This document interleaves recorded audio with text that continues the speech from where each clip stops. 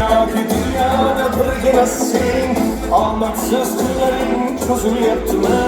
Ishingda unum yo'q, uyingda tinchlik, ruxsat magandek og'ir kuningda eng yaqin do'stlaring yuz beryaptimi?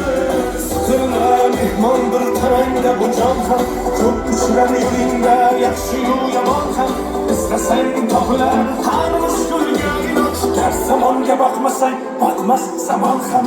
Sandanam mandanam undanam bundanam bizdanam zo'rdanam qolar bu dunyo.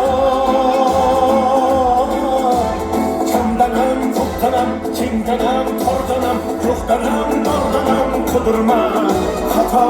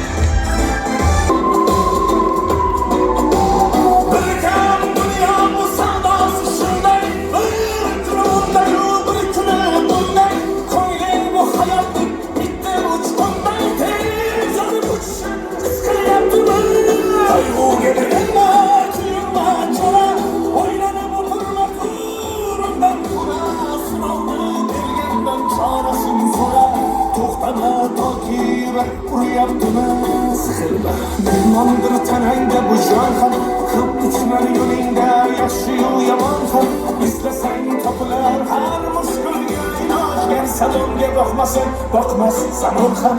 Sandanam mandanam undanam bundanam bizdanam zo'rdanam qolar bu dunyo.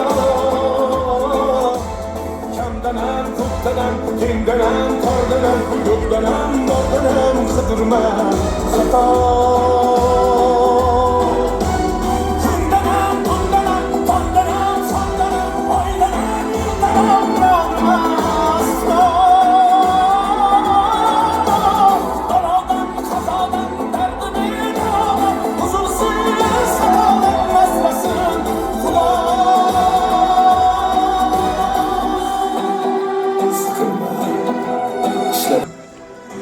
Do'stlarim yonimda turishmasa ham, o'sha har so'zimga mushtaq kimsalar hatto qo'l uzatib ko'rishmasa ham, siqilma, hali zo'r kunlar keladi.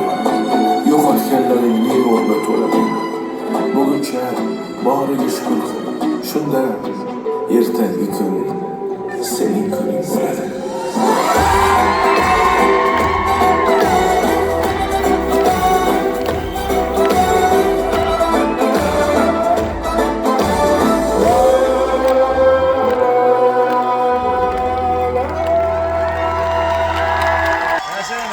Yaşayın.